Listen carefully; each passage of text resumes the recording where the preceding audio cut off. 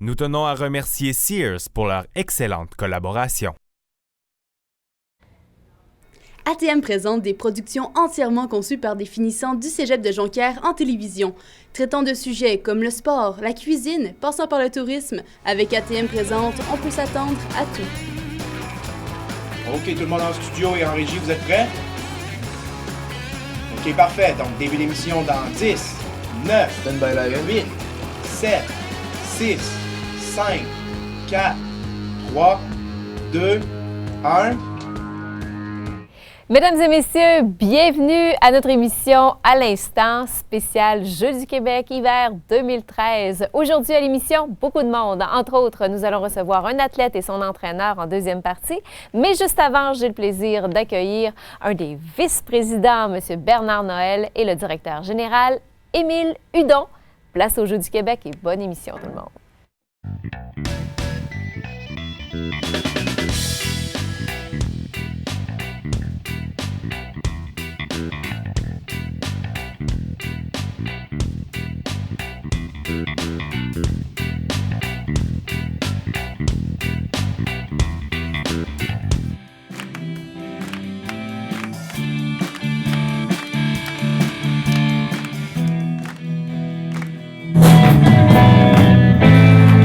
Et c'est avec un bon verre de vin qu'on vous dit bonjour. Bienvenue à cette émission.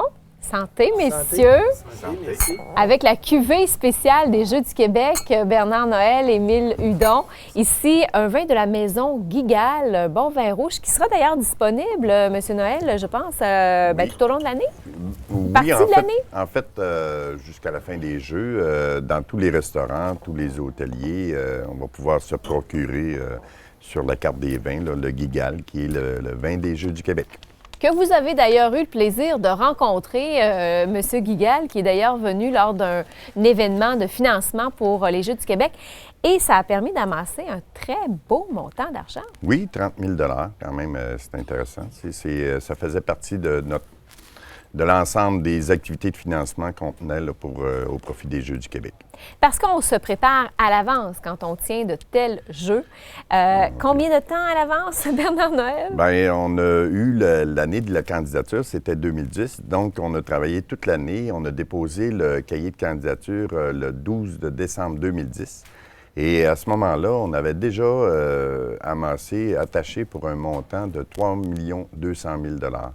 Et le budget total, c'est 5,6 millions. Donc, on avait un peu plus que la moitié des sous déjà ramassés là, dans les 2 ans qui ont suivi. Donc, aujourd'hui, à la fin de 2012, là, au début 2013, on a 2 millions de ramassés. Là. Pour mettre tant d'efforts dans un tel événement, parce qu'il faut se préparer à l'avance et tout, il faut aimer le sport. Je pense que tous les deux, vous êtes des amateurs de sport, vous en pratiquez. Monsieur Hudon, je pense que même que vous avez déjà participé en tant qu'athlète à des Jeux du Québec. En tant qu'athlète en 75, en ballon-ballet à Rimouski, que la mascotte s'appelait Kiri. Kiri, on vous en rappelez? Oui, on se rappelle les des premiers. choses. Les premiers, et en tant que missionnaire pour la délégation du Saguenay-Saint-Jean, en 83 à l'hiver à Saint-Léonard. Et maintenant, en 2013, ça fait combien, là? 30 ans 30 et 30 ans? jeux. 30 ans et 30 jeux. Oui, c'est jamais 30 lâché. Oui, lâché à quelques reprises, puis ça ferait plus de jeux. Sauf que j'ai toujours l'amour des Jeux du Québec et ça fait partie de la famille et de ma famille des Jeux du Québec. Est-ce que ça allait de soi, Bernard Noël, d'aller chercher cet ami, Émile Hudon? Émile, c'est grâce aux Jeux du Québec que je l'ai rencontré parce que la première candidature, en fait, ça faisait depuis 2002 que je rêvais d'aller chercher les Jeux du Québec. Ça fait 10 ans. Oui, plus de 10 ans. Et puis, donc, j'ai été à plusieurs finales des Jeux du Québec, visiter les différentes infrastructures, comment est-ce qu'il fallait organiser des Jeux du Québec. Et c'est là, je pense que c'était à Saint-Hyacinthe, lors des Jeux d'hiver en 2005, que je l'avais rencontré. On était allé accueillir la délégation du Saguenay-Lac-Saint-Jean, là, un site d'hébergement. C'est là que j'ai connu pour la première fois Émile. J'aimerais savoir votre réaction, parce que votre réaction a quand même été impressionnante, même que vous en parlez encore aujourd'hui avec beaucoup d'émotion. 48e finale de ces Jeux du Québec, ça a été quoi rapidement la réaction? Le 17 janvier 2011, on nous a annoncé, Sport Québec ont annoncé en grande pompe là, qui allait être l'hôte de la 48e finale des Jeux du Québec. Alors, c'était avec beaucoup d'émotion. Puis à chaque fois que j'en parle aujourd'hui, je suis encore très ému. Et oui, M. Hudon aussi? Moi, j'étais ici à Saguenay, à Cage au Sport, et ça a fait un wow. Et on était fous de joie d'avoir la 48e finale. C'est des retombées importantes aussi pour une ville. Mais on va aller écouter aussi le volet écologique, éco-responsable avec Mme Abby Spencer qui va justement nous en parler. Et si vous le voulez bien, on revient tout de suite après aussi. En tant qu'agente à l'éco-responsabilité, j'applique une norme de le Bureau de normalisation du Québec qui parle de gestion responsable des événements. Donc là, j'applique les façons de faire pour que notre événement soit plus durable, plus éco-responsable. La 48e finale en cible plusieurs actions pour être plus éco-responsable. Justement, on va implanter le compostage dans chacune de nos sites d'alimentation. Donc, les athlètes puis les bénévoles vont faire du compostage, de recyclage, puis aussi de faire le tri pour envoyer le restant de nourriture ou le restant de matériel pour aller à un site d'enfouissement ou un site de compostage industriel ou aussi au centre de tri. On va aussi rendre le STS, donc la Société de transport de Saguenay, ça va être gratuit pour la population des Jeux lors de la 48e finale. Donc, on va vraiment encourager un transport durable, soit un transport actif, parce que beaucoup de nos sites à Chicoutimi, c'est en bas de 2 km. Donc, ça se marche facilement.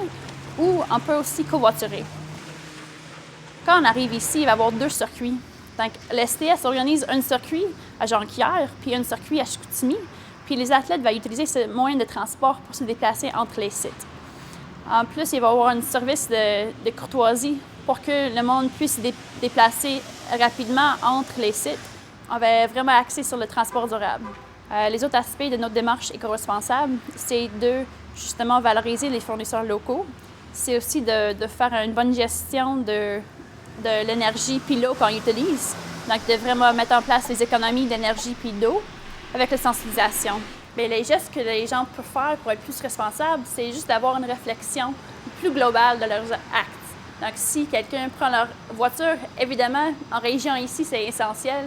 Mais si on sait que quand on prend la voiture, c'est quoi qui sont les impacts de nos gestes, je pense que ça, c'est pas important comme un leg de sensibilisation pour les participants puis les spectateurs pour les Jeux.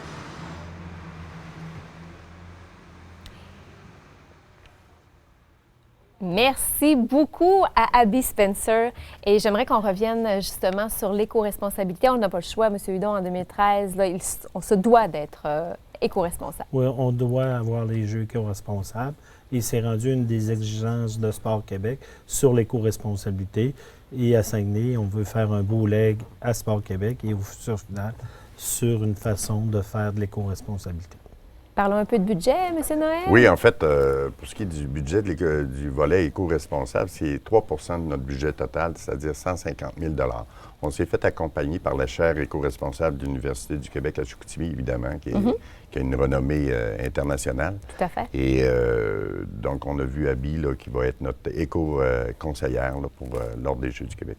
Donc, c'est important. Ça fait partie, je pense, de l'événement et je pense qu'il faut sensibiliser les gens face à tout ça. On va aller à la pause, messieurs. On va revenir. On va parler du bénévolat. C'est drôlement aussi très important. Donc, on revient tout de suite. Bougez pas.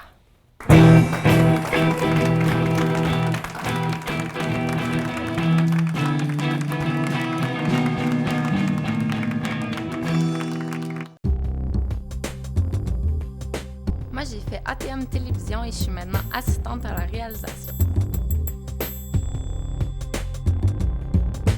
Moi, j'ai fait ATM Post-Production et je suis maintenant artiste en effets visuels. J'ai fait ATM Production, je suis maintenant technicienne en télévision.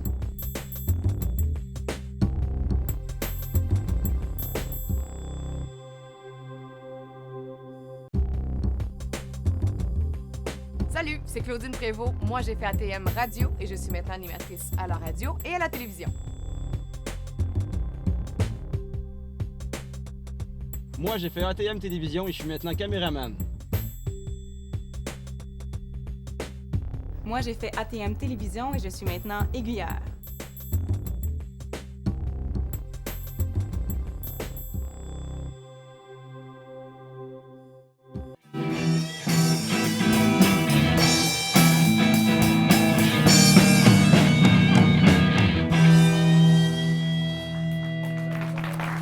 Les bénévoles, c'est primordial, c'est essentiel d'en avoir et vous n'en avez pas besoin de 10, vous n'en avez pas besoin de 100, vous n'en avez pas besoin de 1000, vous en avez besoin de combien?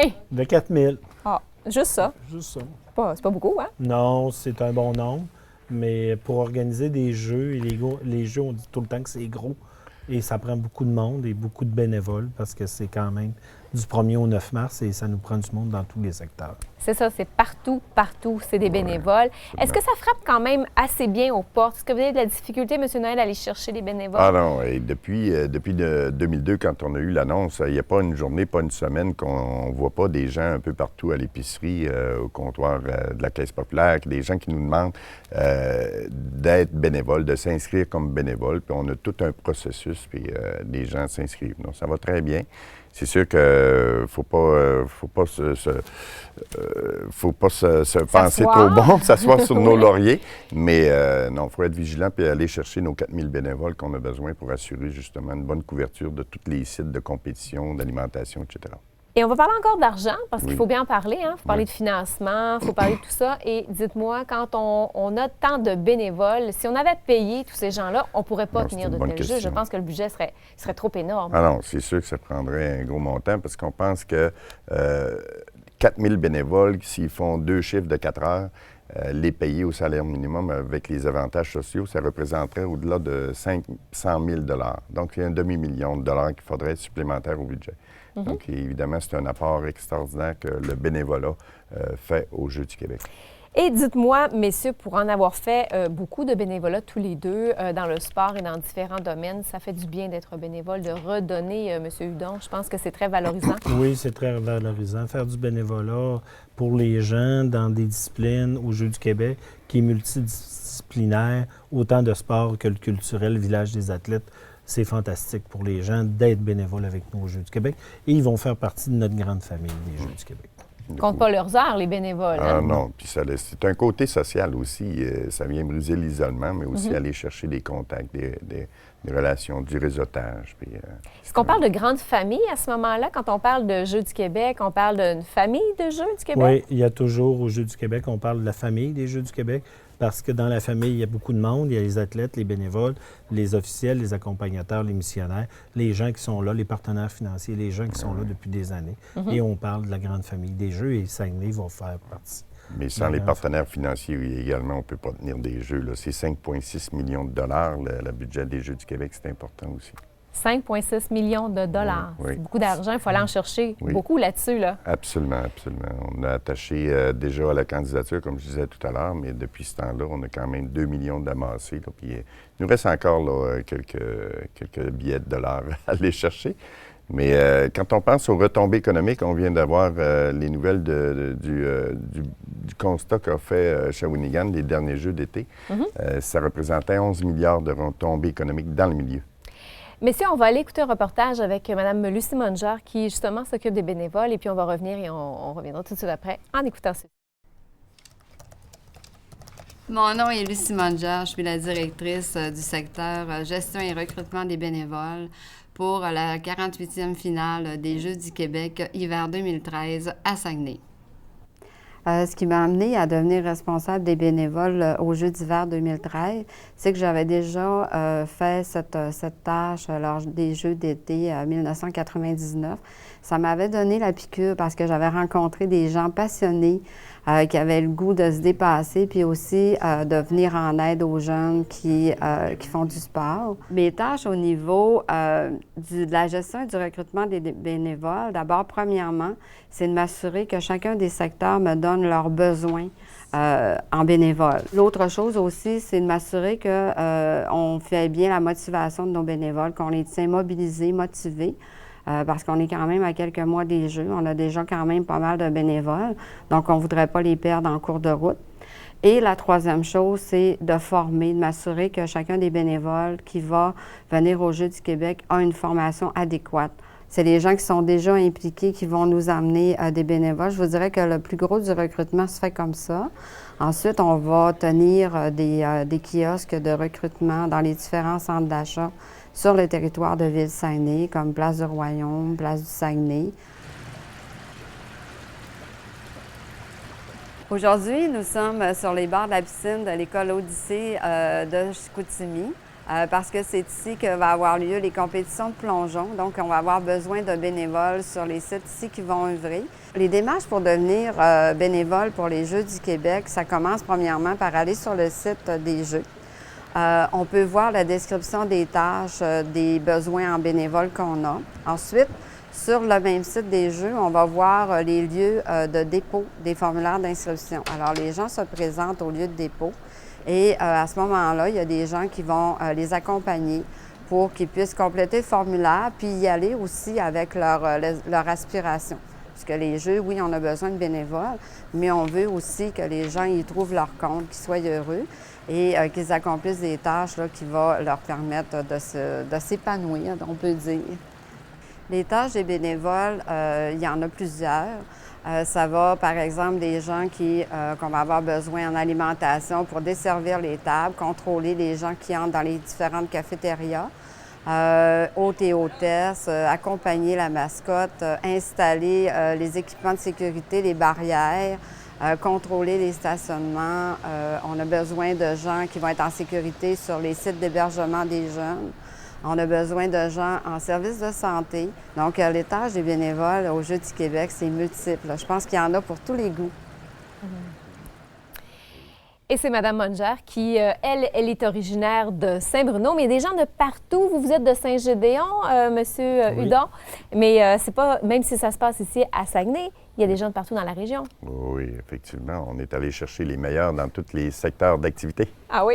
On pourrait en parler tellement encore longtemps. On aurait pu parler de la mascotte, on aurait pu parler de plusieurs volets, mais en tout cas, on va le vivre avec grande impatience.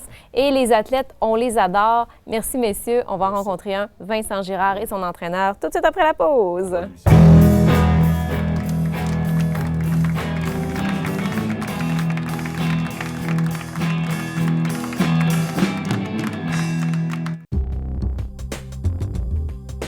Moi, j'ai fait ATM Télévision et je suis maintenant assistante à la réalisation. Moi, j'ai fait ATM Post-Production et je suis maintenant artiste en effets visuels. J'ai fait ATM Production, je suis maintenant technicienne en télévision.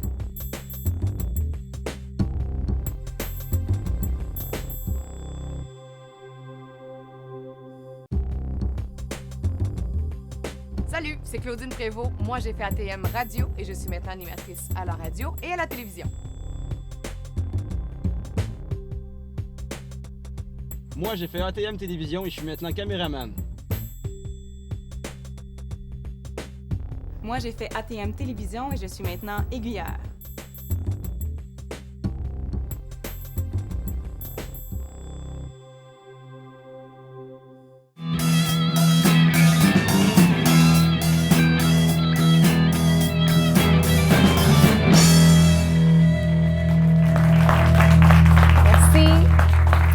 Merci, cher public. Et on accueille un athlète, c'est Vincent Girard, accompagné de son entraîneur, Jérôme Clich. Bonjour à tous les deux. Bonjour. Bienvenue. Faisant partie des Comètes, mon cher Vincent, des Comètes de Chicoutimi? Oui, le club des Comètes de Chicoutimi qui patine au centre Georges Vézina. C'est ça. Pour te connaître un peu plus, mon cher Vincent, tout à l'heure, on regardera un reportage sur toi, mais juste avant, tu as commencé à quel âge et comment c'est entré dans ta vie, toi, le patinage de vitesse, c'est le sport que tu as choisi? Bien, moi, j'ai commencé le patinage de vitesse à 4 ans et demi. T'es pas haut, hein? Ouais, T'étais tout petit? J'étais petit. J'étais quand même grand pour mon âge. OK. J'ai été 3 ans dans l'école de patin. On patinait avec des patins de hockey, puis il y avait des entraîneurs qui nous apprenaient à patiner. Est-ce que tu as appris à patiner vite, toi? Est-ce que tu as eu ça rapidement? Moi, je commençais à patiner, puis je me tirais à terre, puis je me relevais, puis je niaisais pas. Pas trop besoin de la chaise longtemps, toi? Non, moi, je l'ai j'ai arrêté la chaise après le premier coup. OK, à ce point-là. Ben, Tu avais presque ça inné. Mais est-ce que tu viens d'une famille de sportifs, toi? Oui, ma famille est très sportive. Toute ma famille fait du sport. Il y a mon frère qui faisait du patinage de vitesse, mais il a arrêté. Maintenant, il fait du vélo. Ma sœur qui fait du taekwondo. Mes parents, aux autres aussi, ils font du sport. Ils font du ski de fond, du vélo. Puis, donc, c'est un mode de vie chez toi? Oui, ils font de la course. Puis pendant mes entraînements, ils courent autour de l'aréna pour ils n'attendent pas là, bien assis, là. Ils s'entraînent en même temps. Oui, mais pendant que je m'échauffe, eux autres, ils s'entraînent pour pouvoir voir mon entraînement, finir plus tôt pour pouvoir voir mon entraînement. Est-ce que ça, tu penses que ça t'a motivé d'avoir une famille, justement, qui était aussi active? Bien, sûrement, parce qu'une famille active, ils nous encouragent, puis il y a un mode de vie. Ils nous font... on mange beaucoup, on mange bien. Mais c'est ça, l'alimentation, c'est un volet important aussi. On ne devient pas athlète comme ça non plus. C'est plusieurs volets. C'est l'entraînement, c'est l'alimentation, c'est le repos, c'est l'équilibre, dans le fond, aussi, à quelque part, Vincent. Oui. Il y a beaucoup de... Il faut bien manger, il faut s'alimenter comme du monde, il faut être reposé, il faut faire au moins, 8 heures de sommeil, Mais est-ce que tu trouves ça difficile? Est-ce que c'est exigeant, toi, ou ça va bien quand même? Bien, ça va bien. C'est un mode de vie, puis on s'habitue très bien à ça. Parce qu'il y a plein d'avantages à vivre comme Vincent, Jérôme, à bien s'entraîner, bien s'alimenter, bien dormir et tout, là. Oui, effectivement, être un athlète de haut niveau comme Vincent, je pense qu'on peut dire ça, ça permet, premièrement, de transmettre des très bonnes valeurs de santé, d'éducation physique aussi. C'est très important pour un jeune.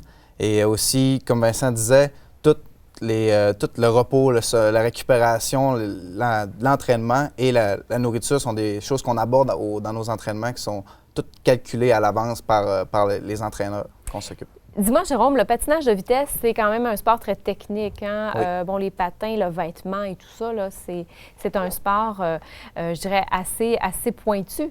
Exactement. Il ne faut pas faire un jeu de mots avec les patins, quand même. Non, effectivement, au niveau des patins, on a certaines courbatures dans la lame qui nous permettent d'avoir plus de stabilité, d'aller chercher plus de vitesse, qu'on appelle aussi banane berceau. C'est des courbes qu'on a dans deux différentes courbes qu'on a dans la lame, pour expliquer ça généralement. Ensuite de ça, on a les casques qui est fait et le skin qui nous permet d'être beaucoup plus aérodynamique. Je ne sais pas si vous avez déjà vu ça, mais en patinage de vitesse, on voit souvent des patineurs mettre leurs mains par terre. On a des équipements sur nos gants pour nous permettre de glisser. Ça peut aller jusqu'à quelle vitesse, le patinage de vitesse? Dis-moi, Vincent. Ben, on pourrait aller à 40-45 km/h. Ça va vraiment vitesse très maximale, vite. Ouais. On va aller te suivre dans une journée, veux-tu? On va aller voir qu'est-ce que ça donne ensemble avec toi. Oui.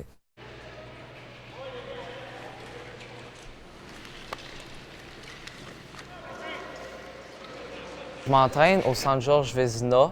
En fait, c'est aussi le centre Marc Gagnon, depuis que Marc Gagnon a gagné une médaille puis qu'il patinait à Chicoutimi. Bien, avant l'entraînement, il faut que je vais faire quelques tours de l'aréna. Je vais faire mon circuit cheville, mettons, pointe des pieds, talons pour échauffer mes muscles. Puis sur la glace, je vais m'entraîner. Ça dépend de l'entraînement que mon entraîneur y fait. Bien, mon entraîneur a un rôle très important. C'est lui qui fait mes entraînements. Si je suis stressé, il peut m'encourager pour me déstresser. C'est lui qui va doser mes entraînements pour pas que je sois trop fatigué ou trop reposé. En fait, on s'entraîne toujours avec d'autres jeunes. On fait un entraînement en peloton qu'on appelle. On est environ 5 ou 6, ça dépend des entraînements. Des fois, on est, exemple, 3 pour des entraînements de vitesse. Des entraînements de volume, ça veut dire qu'on fait plusieurs tours. On fait beaucoup de tours. On est peut-être 6 ou 7. Le patinage de vitesse, ça fait beaucoup partie de ma vie. Ça prend beaucoup d'heures. J'arrive souvent 1h30 à l'avance dans mes entraînements pour m'échauffer, pour faire mes patins, pour m'habiller, puis pour aller sur la glace. Je pense que j'ai des grandes chances d'aller aux Jeux du Québec, mais la compétition qui va faire que je vais y aller n'est pas encore faite, mais je reste confiant, puis je pense que ça va bien aller. Très beau reportage. Franchement, là, Vincent, bravo. Ici, dans la région, Jérôme et Vincent, quand même, on est riches. Côté patinage de vitesse, on pourrait en nommer Marianne Saint-Gelais, Valérie Maltais. Caroline Truchon. Marc Gagnon. Marie-Ève Devalet aussi. C'est beaucoup, oui. très populaire depuis les derniers temps à cause, justement, de l'équipe canadienne qui est remplie de personnes du Saguenay-Lac-Saint-Jean, qui nous permet, justement, au niveau du recrutement, de faire beaucoup de nouvelles inscriptions. Est-ce que tu as des idoles, toi, mon cher Vincent? En fait, tu regardes beaucoup, je pense, hein? Oui, je regarde beaucoup j'ai regardé beaucoup les Jeux olympiques à Vancouver. Je regarde les Coupes du monde. Il n'y a pas longtemps, il y a eu une coupe, l'année passée, il y a eu une Coupe du monde au Centre Georges Vézina à Chicoutimi. Puis... As-tu déjà eu la chance de rencontrer quelques athlètes de ces gens-là que tu regardes? En fait, je regarde patiner, mais je suis trop gêné. Ah, t'es trop gêné! Écoute, à un moment donné, peut-être que tu vas te déjeuner puis tu vas aller vers eux? Oui, sûrement. Est-ce que tu aimerais ça, des fois, leur poser des questions? J'imagine que oui, hein? Oui, bien, sûrement que... Tu aurais plein de questions à leur poser? Oui, je vais sûrement réfléchir à quelques questions avant d'aller les poser. On a une petite surprise pour toi, nous. On aimerait te faire entendre ceci. Il y a quelqu'un qui aimerait t'adresser la parole, mon cher Vincent. On regarde ça? OK. Marianne Saint-Gelais pour toi. Ah oui? Oui?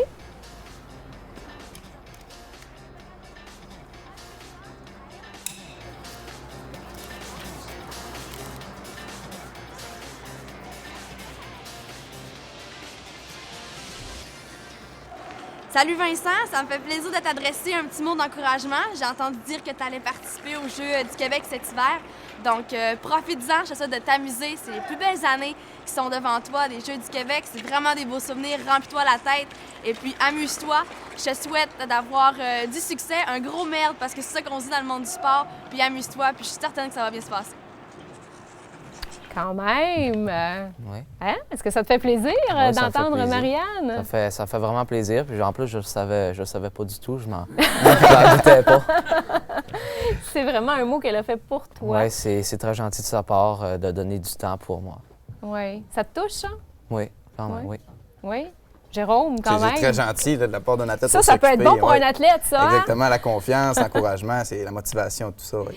Hey, merci beaucoup. Merci à vous. Merci à nos musiciens. Pirate Radio, je pense. C'est ça? Pirate Radio là-dessus. Merci beaucoup. Merci. À bientôt.